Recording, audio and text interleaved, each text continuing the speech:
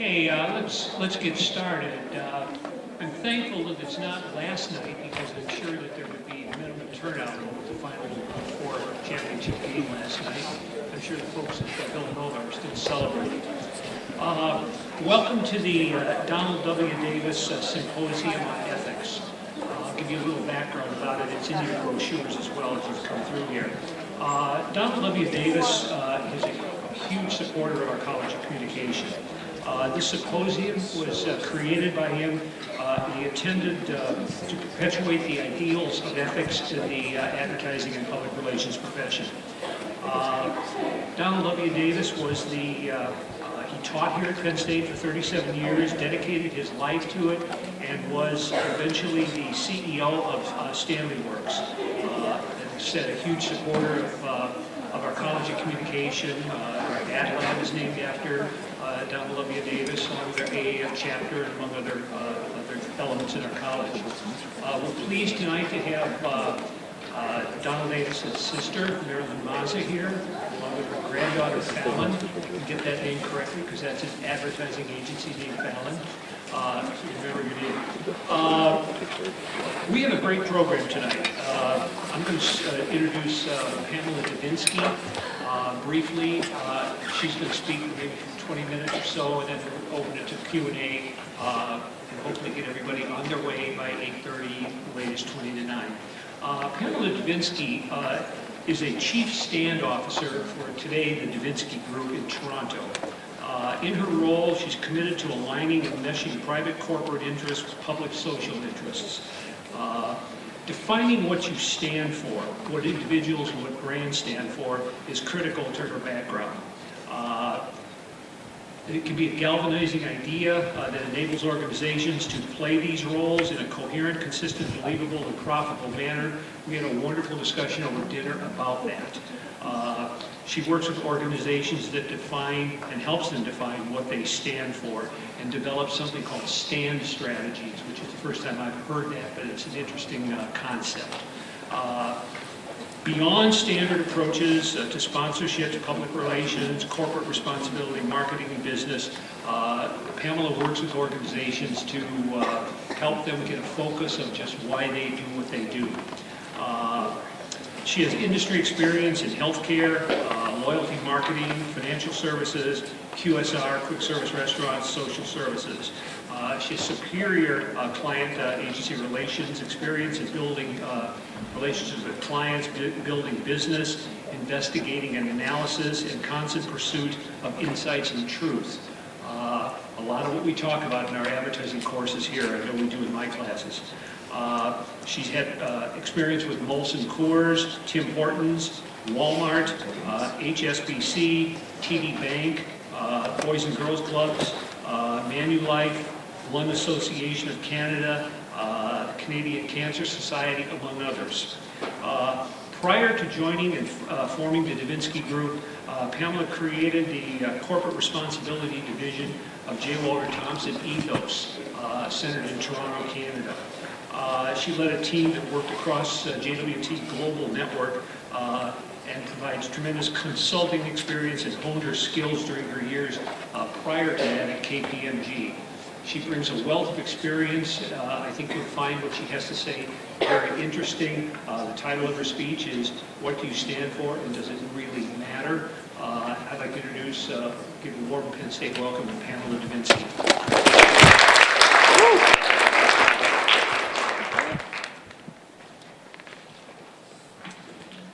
Thank you, Ken.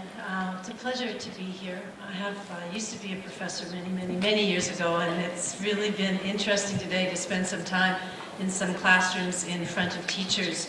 And I've been saying to all of the members of the faculty that I've been hanging with all day that being with you guys actually keeps you young. So I'm slightly envious of the faculty members here in the room today. Yeah, delighted to be here today. When Ken first got in touch with me and explained to me about the Davis Lecture and how the topic really needed to be around something connected to advertising and ethics, I thought about that for a few moments and thought, that's a really interesting Platonic contradiction. Sort of like the word bittersweet. It's kind of an oxymoron. that while I'm getting an echo. Are you guys getting an echo? No? Okay, I'm just getting it. I'll live with it. While we may want advertising to be ethical, it is by definition about selling. And selling is how the competitive marketplace works. So what we may actually be asking of advertising is that the competitive market be ethical. And that perhaps is the deeper contradiction, because competition, or capitalism, may give us what we want, when we want, how we want, at the price that we want. But it does that through mechanisms that we may actually not really like or deem ethical. And we work really hard at not seeing that. And that indeed is not the only contradiction that we live with. We live and we are surrounded by contradictions all over the place. Some of them are really, really superficial, like, I'd really like thin thighs, but I also really want that piece of cheesecake. We also live with really serious contradictions, like, I really want to live a meaningful, purpose-driven life, but I actually also have to pay off my student debt. And in many ways, being alive is about navigating and maneuvering through contradictions and deciding which contradictions we're going to not pay attention to, which ones we're going to laugh at, which ones are we going to enjoy, which ones are we going to let us really seriously distress us, and which ones are we actually going to decide to battle against. And I think that success in life is about deciding what your guiding criteria actually are, so that you can navigate those contradictions and in some sense live a life of coherence. I actually think that the essence of personal life and of business life is all about achieving that kind of coherence. And achieving that coherence is fundamentally about knowing what you stand for. So while I was thinking all of this through and trying to compose a talk that wouldn't bore people, my mother died. My mother was 91, and so she lived a good life, and she died. But her death did two immediate things. The first is, it forces you, because you have to write a eulogy, to ask the really large question, and that is, what is a life well lived? What does being alive actually matter? Because you want to say something that is pithy, truthful, and that honors your parental union. The second thing that death does is it puts you into grief and mourning. So my grief and mourning took the form of curling up under the duvet for 2 solid days and watching Netflix. And more specifically, watching Daredevil. So there's no better way to open a professional talk by admitting that you actually spent 2 days in bed watching a really bad Marvel comic strip on Netflix. But I'm going to do that anyway, I just did that. But Daredevil, surprisingly, had been tremendously illuminating. The first thing about Daredevil, and I'm going to presume that you guys haven't watched it because you're way more grown up than I am and you're way busier writing your essays or doing whatever projects you have to do, so you actually don't have time for Netflix. And if you were going to watch Netflix, you're probably going to watch some really intellectually heavy documentary. So Daredevil is actually the embodiment of contradictions. In contradictions in search of a meaningful and purpose-driven life through action and against insurmountable challenges. And he only wants to make the world a better place. So Daredevil was created in 1964, long before most of you were even flickers in your parental unit's eyes. And so in case you don't know, the story goes like this. He's a young boy, and he pushes an elderly man out of the way of a crashing truck. That truck, unfortunately, has radioactive gorp in it, and it spills all over this young boy, and he's blinded. But because it's radioactive gorp, he also develops really highly acute other senses. so he can hear your heartbeat before you walk into the room, just as an example. Okay? Yeah, so I was supposed to show you this slide of Daredevil. So Daredevil becomes a lawyer and a superhero, and he comes with the obligatory, really cool outfit that shows his ripped abs, because we know women are watching this and we like ripped abs, right? So Daredevil, as I mentioned, is a really interesting exploration of contradictions, fundamentally between his really good intentions and his kind of bad actions, okay? So in trying to understand that interesting combination of contradictions, his intentions are, he wants to protect those who are at risk, he wants to save those who are in trouble, he wants to defend the defenseless, and he wants to create safe neighborhoods by freeing people from things like crime, corruption, violence, exploitation. Sounds pretty good, right? We kind of would want to date this kind of a guy, right? Just nod your head, say yes. The challenge is that the way he tries to achieve these things are through not great actions. First, he's a lawyer. Secondly, he beats people up, right? So action's sort of not really good, right? In season 2, and this is a spoiler alert for any of you who are in the midst of watching Daredevil, or might think about watching Daredevil, in season 2, he meets in some ways what is his doppelganger, and this is a guy called the Punisher. The Punisher is driven by exactly the same motivations. He wants to get rid of crime, people who do really horrible, evil things. And he also goes and beats people up, but he doesn't just beat them up, he actually kills them. And so the Daredevil, when he actually confronts the Punisher, has this very long conversation with him, because Daredevil is experiencing deep, profound existential angst. Because he's questioning himself. Here are two guys who are, for the most part, driven by the same objectives, but one wants to think of himself as good and a hero, and the other guy is clearly a vigilante, not good guy. So there are a series of contradictions that Daredevil needs to think through. There's good versus bad, justice versus tyranny, being a citizen versus being a dictator, and being a hero or being a vigilante. It's a tough set of contradictions when, again, two humans are driven by the same objectives and they sort of use the same tactics. The difference is what drives them.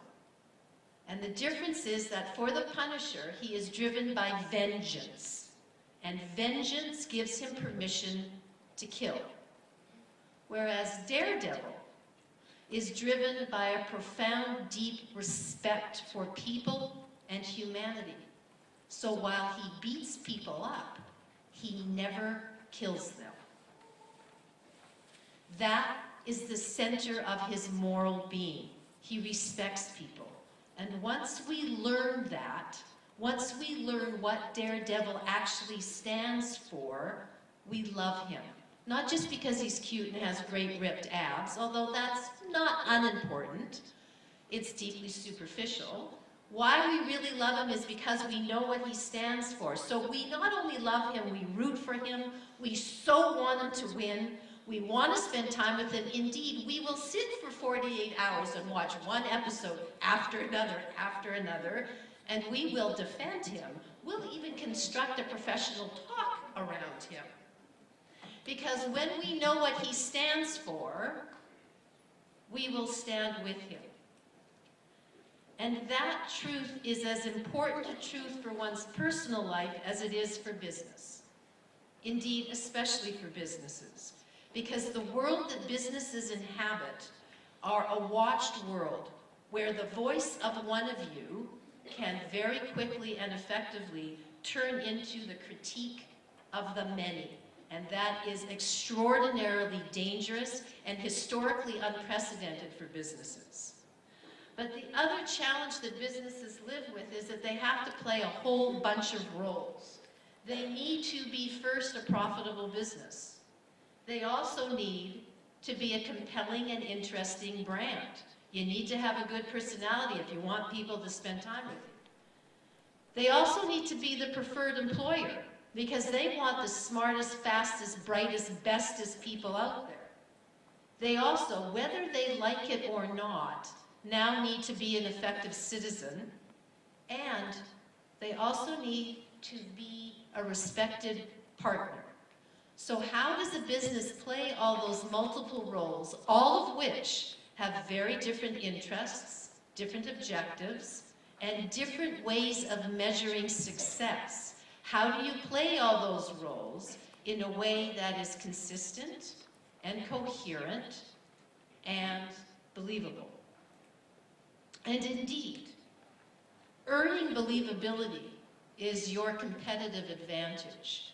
With it, people will follow you and even be your ambassador. And more importantly, they will forgive you when you screw up. Without believability, you have no allegiance. So believability is both your competitive advantage and asset. It is also the thing that can destroy you if you don't have it. So let's take a minute to look at how some companies are trying to achieve that kind of believability by, in some fashion, trying to tell us what they stand for.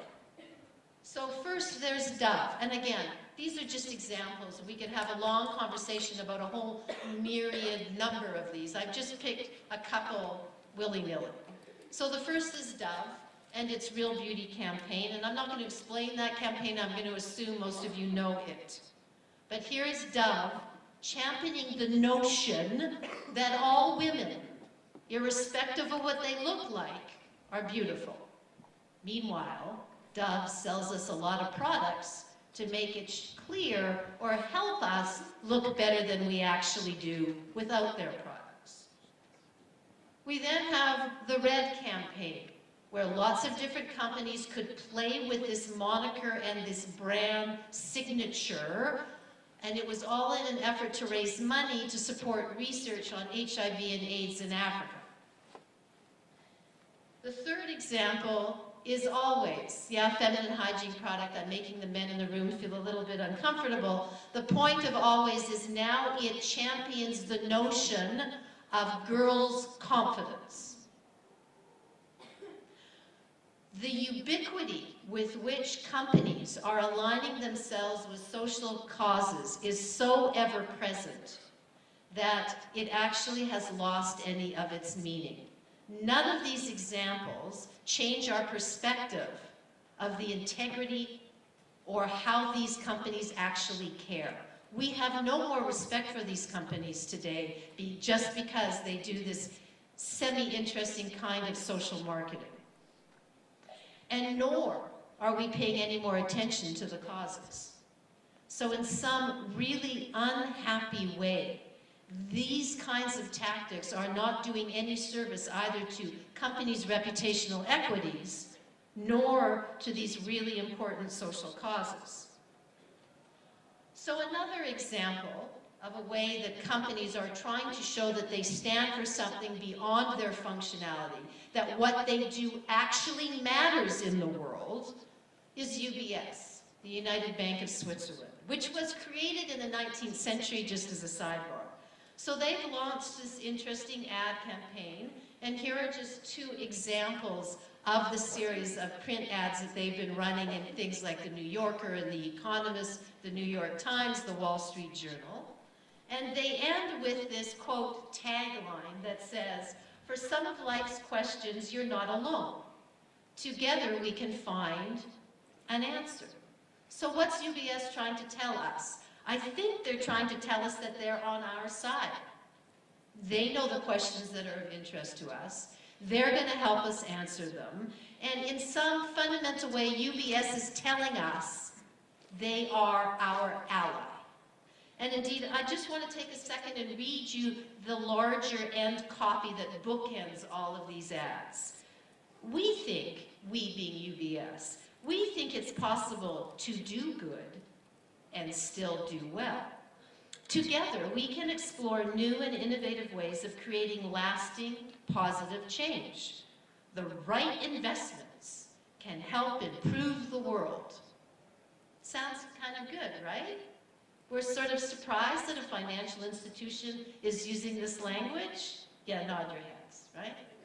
But then we learn that UBS was fined $545 million because they manipulated the interest rate market called the LIBOR market. We also just learned 2 days ago that UBS is being fined $34 million because of a share trading scandal in Puerto Rico. So is their ad campaign believable? Do we think they have integrity? Or do we just think it's actually clever brand marketing? Because as I said a moment ago, believability is your key, fundamental, critical, competitive advantage. But if you are duplicitous, if there is a gap between your words and your actions, it is also your fundamental weakness. So let's return to the opening question that's on that billboard out there and I think on your programs, and that is, what do you stand for and does it really matter? There are clear benefits to knowing what you stand for. First, consistency. Your words are the same as your actions. The second benefit is coherence, that your actions actually reveal what your intentions are. And the third benefit of knowing what you stand for is respect and approbation.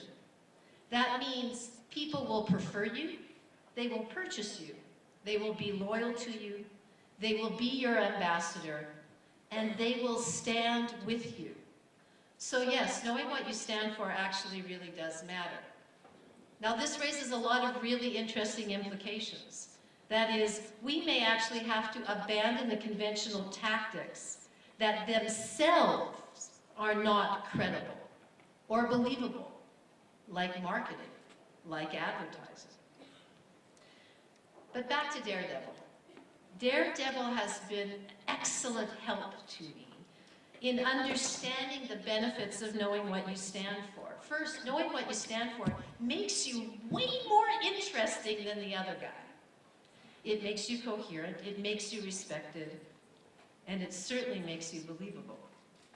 But Daredevil was also helpful in understanding how we can live with both our personal internal contradictions and how businesses now have a way to work through their contradictions. And finally, Daredevil helped me think about that big, honking, uncomfortable question that you face when someone who's really close to you dies, and that is, what is a life well lived? So I returned to my mother. My mother was unbelievably smart, deeply curious. She was a questioner. She was also a real independent thinker, and that made her extraordinarily challenging. You could never, for example, just have an innocuous chit-chat with my mother, because she was always probing for the truth of things. And I think perhaps that is why it is so incredibly important to define what you stand for. Because when you know what you stand for, it enables you to actually seek the truth and live a more truthful life, whether you are just an individual or whether you are a business. Thank you.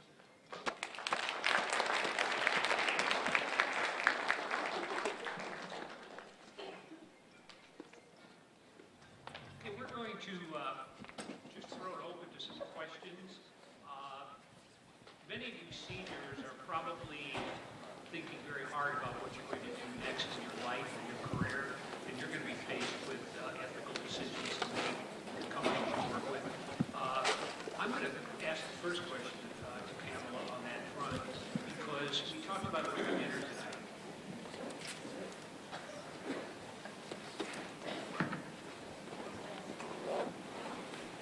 The first question was, has she ever worked with a company that she inherently didn't feel was ethical, and why did she choose to work with that company? And I thought I would throw that question out and maybe start ball rolling with some questions.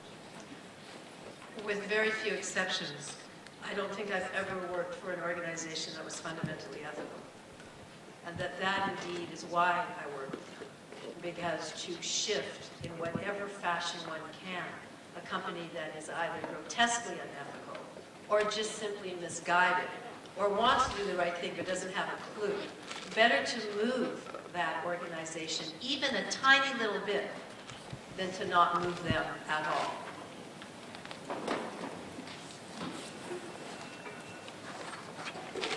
So, I don't know if you need us to get up by the microphone. Would that be good?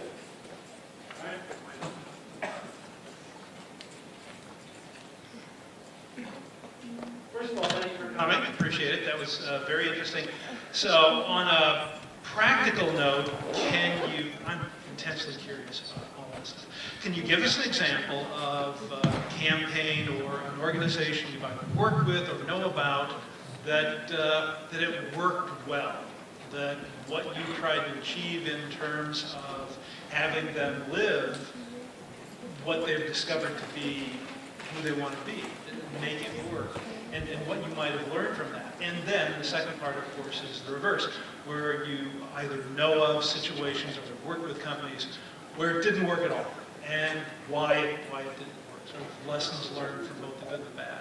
Okay. The example, and I'm not sure it's okay to reveal brand names. I'm not sure what the ethics of that actually are. The example of where it doesn't work, or it didn't work, personally for me, because I could give you lots of examples out there of companies that have tried to do X and they failed miserably. But a story that I know up close and personal, as NBC would say, is a product line out of Johnson & Johnson. Came to us and said, we are a well enough established brand in the marketplace that now we need to stand for something beyond our function. We need a social cause marketing thing. We need to champion a social cause. And we said, okay, there are two ways that we can proceed. We can pick a cause that's immediately connected to your product.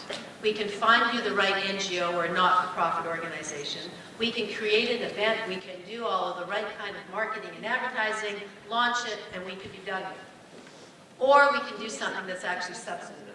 We can actually spend the time, probe who you are, really hone in on what you ought to be standing for, and then build a long-term, 10-year strategy so that you actually really live and breathe it.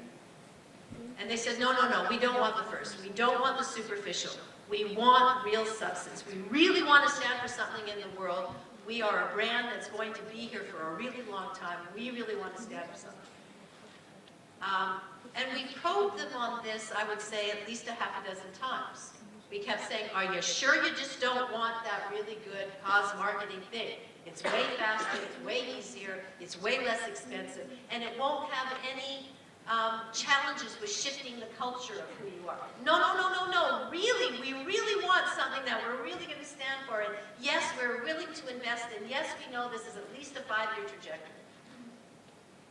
So we worked very hard. It took about 8 months. We unearthed a really penetrating insight into who the brand was in the world. We defined a really interesting cause that was total white space. People in the room know what white space means. It means a zone that no one else is operating in. So you're going to be first in market in that area, which is going to give you major leadership cred, okay? We created a great activation strategy. We did brilliant creative, if I may say. And we presented it to the client, who was the brand manager. And she loved it. And she said, great, fabulous, this is just what we need, just what we want, yes! And then we had to present it to her boss. And her boss's reaction was the following, and I'm so not making this up. This is really great. I really love this. This is really important. This is really going to change things. I'm so impressed. But there's no way we're going to do this. And the reason we're not going to do this is because I am in my role for 2 years. And in 2 years, someone else is going to take over my role. And they're going to want to put their personal stamp on this. And what you guys have put on the table is at least a 5 to 7 year commitment. And we said, yes, it is, because nothing happens in less than 5 years. And she said, and I can't give it 5 years. I can give it 2 years. And this is too big and too deep to give it 2 years. And the next guy is going to want to do something completely different. So it never got off the table.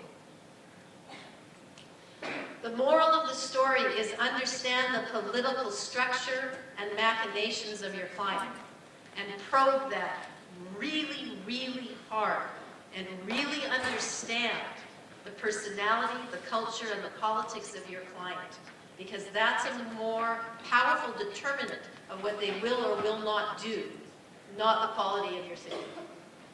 Okay? So that's the heartbreaking story. The good story, and I think I told it to one of the classes today, I think maybe Susan, it was your class, so I apologize for those who have already heard this story, and I'm repeating it because there aren't that many really good stories, is with Tim Hortons. So Tim Hortons is a coffee shop, donut, sandwich, soup shop. Some of you probably know it. It's sort of the better version of McDonald's, and indeed in Canada, Tim Hortons is the preferred coffee shop. More than McDonald's and more than Starbucks, okay?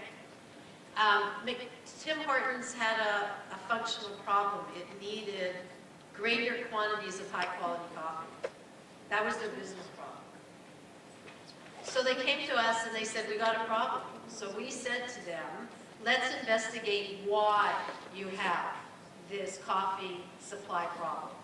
So we went and we hung out with the small, medium coffee producers in Guatemala, Colombia, Brazil, Bolivia, and we came back to them and we said, the reason is the nature of the coffee supply market, that there are the small, medium-sized producers, and then there are the big, huge industrial producers. And in the middle are what are called the middlemen, or the banditos. And the banditos totally take advantage of the small, medium-sized coffee producers, who never generate sufficient profit to actually improve their farming methods or improve the nature of their communities.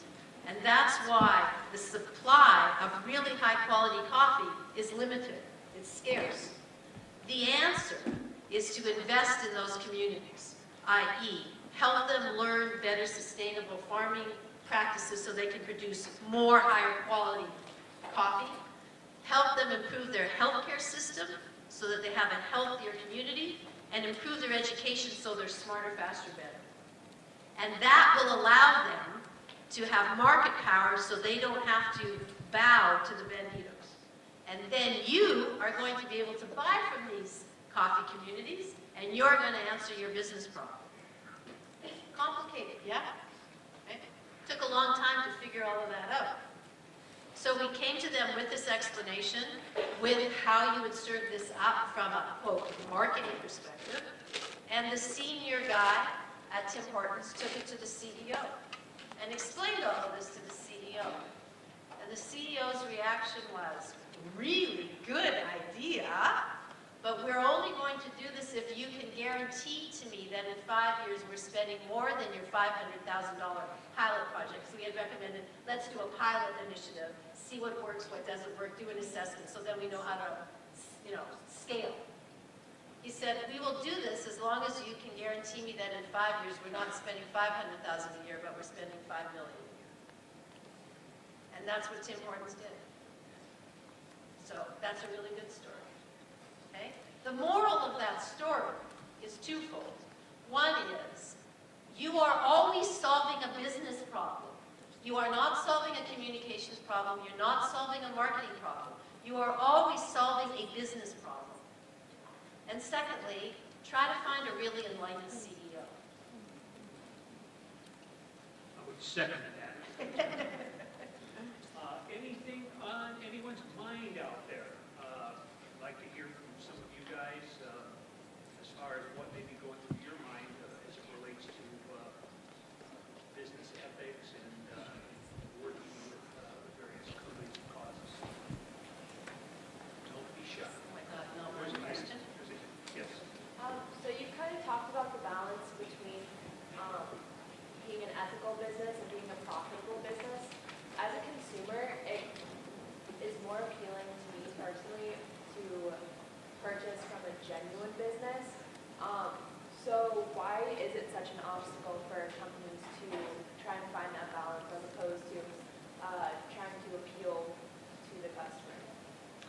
So I guess I have two responses to that. I'm curious as to what convinces you that a company's commitment is genuine. I mean, I would say it's more about marketing an honest campaign, I would say, as a consumer.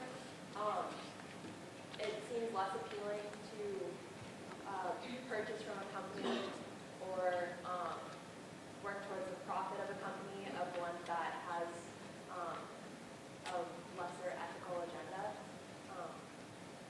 just from a moral perspective, I guess.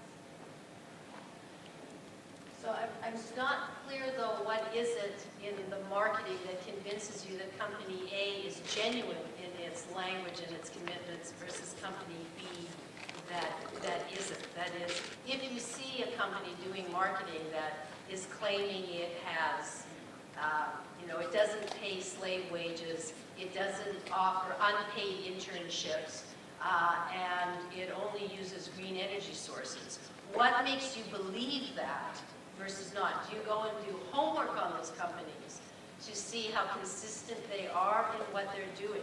Or do you just believe what you're reading? I guess is my question. I definitely think there's a research component to it that you would have to do as a consumer.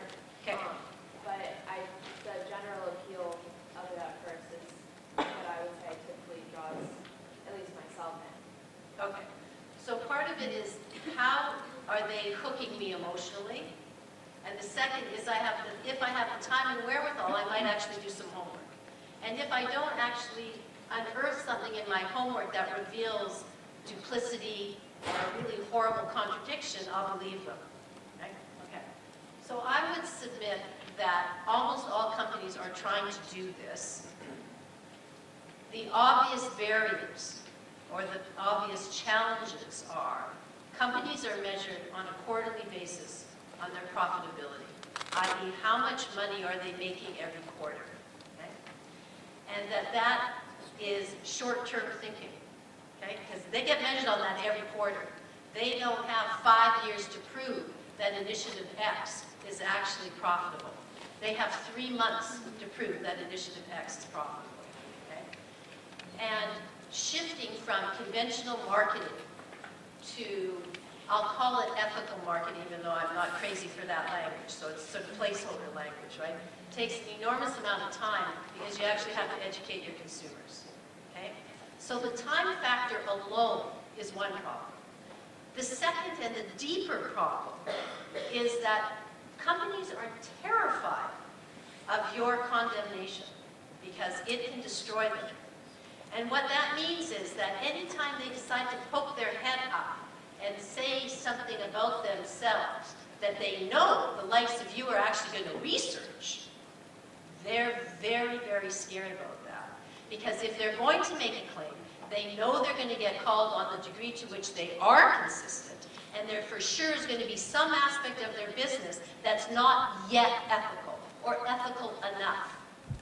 So they operate in an environment where they worry that they have to have all of their proverbial ducks lined up properly before they can even speak about anything remotely ethical or moral to you at all. Okay? So those are the two immediate reasons why they're terrified. They're just as scared and anxiety-ridden as all of us in this room, right? Because the companies are just made up of us, right? So those are, I would say, the two fundamental reasons why companies are terrified of aggressively asserting ethical commitments. There are other reasons, but those are sort of the number one and two. I would say another reason has to do with social media because everybody posts things, and when you post things, things can get out of control real fast for companies. And the conventional tactics by which companies are trained to manage those things are not aligned with the contemporary world. And that's why you all need to take Steve's crisis course, because he's going to tell you how you actually manage crisis in this lovely Twitter, Pinterest, social media world. Because you want to be able to get ahead of the story and at least shape it. You're never going to control it anymore, but at least you can know how to shape it. So take Steve's course. Is that a good thought? That's a good point. Okay. Question over here. You mentioned earlier a couple of campaigns that was always looking for all employees. And I know a lot of healthcare professionals consider those to be some of the most effective campaigns of our time. Do you disagree with that, and do you think they were disingenuous? I will absolutely agree that for different reasons, all three of them were game changers. They absolutely changed the state of play for companies. There's no question about that. In particular, the Dove campaign, because for the first time, women of regular size were up there on huge billboards and asserting we are beautiful. And for all of those of us in the room who have real size thighs, that was really tremendous. So we thank them. With respect to Always, again, outing this whole notion of, if you do it like a girl, somehow it's suboptimal. Again, articulating a really important truth. The challenge with Dove is it got outed for its duplicity. It got outed, especially when it went out with its old age beauty line campaign, and this happened in the UK, because it had pictures of women of my generation, complete with wrinkles and gray hair, and saying, you're beautiful even though you're old and wrinkly, but they're still selling me a cream to get rid of my wrinkles.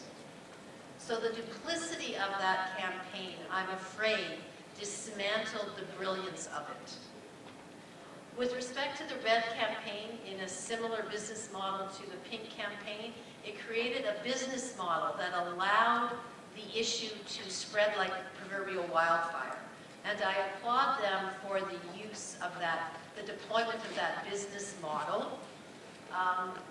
But yeah, I'm going to be heretical and say that I feel it was deeply, deeply superficial for Gap to be selling me really bad red t-shirts, thinking that that was going to have an impact on the scale of the problem of HIV and AIDS in Africa. Okay? So yeah, I'm an outlier in my harsh criticism of those three, but I will agree, they changed state of play. Oh, come on. More questions? Yeah. Aside from the importance, do you believe that there's a brand, whether it's a finance or something else, overseas, that embodies the sound what you're talking about on here? I think there are a lot of companies that have fundamentally been defined by wanting to champion a social issue that then grew a business. So Stonyfield Farms, Tom's Shoes, Burt's Bees, The Body Shop, these were all companies that were born as a way to raise revenue in order to drive impact on a social issue. Okay? And there are increasingly those kinds of companies, and your generation is the generation that is creating them. And that is magnificent. Shifting a company that was not born of that kind of fundamental commitment to, quote, making the world a better place is a much harder beast to move. And it's a harder beast to move in a way that will be experienced, notwithstanding the woman who did ask the first question, in a genuine way that is believable and credible. It's way, way, way tougher. That would be. So yeah, there are lots of companies that do this. They are the companies that were born because they wanted to champion an issue. And they created companies as a way to generate revenue to champion the issue. Yeah. Just to talk about intentionality, Yes. which is in large part what this is about, Yep. and broad trends. Do you see the intentionality, the hope that you can actually make a difference as a trend that is accelerating? Or is it just reach a plateau? Is it a trend itself? It's in decline. Can we be optimistic? I mean, I grew up at a time where, it was Joe Camp. I mean, that was, let's appeal to kids. That's our social message. I suppose I have a number of responses to that, and I'll begin with saying that I think, and I'm Canadian, so I get to say this, the circus that is your political campaigning right now, if nothing else, is reflective of profound disenfranchisement with standard operating procedures. And that, again, is born out of your generation. And so I applaud you for standing up and screaming and yelling. And that sense of frustration, being irritated, if I can use bad language, being pissed off, that the current standard ways of being in the world are actually not making the world a better place, is absolutely, quote, hope for optimism. Absolutely. And that you guys demand more out of life than just function is additional reason to think that companies will be forced to behave differently. Where I see the challenge is the tools by which we live to tell those stories and bring that action to life are themselves neither credible nor believable. And it will take a very long time for your generation, until you start to run those businesses, to actually be experienced as shifting their intentions. Because the intention and the motivation of every business is profitability. And that, I don't think, will ever change. How you utilize that motivation, what you do with it, that can change. But that motivation isn't ever going to change. So yes, there's hope. I mean, I'm hopeful. You guys are way more demanding than my generation ever was about the behavior of organizations. We didn't even ask any of these questions. But the profitability motive is not going away. And so how do we manipulate it, to me, is the question. Do we have anything else out here? I would like to include one last question that Pamela talked a little bit about, which, do you have another one? Go ahead. Sorry to cut you off. Well, it's a standard technology question. I'm a technology guy at heart.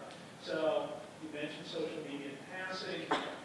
Does that, from your perspective, from what you're trying to accomplish, better, worse, both?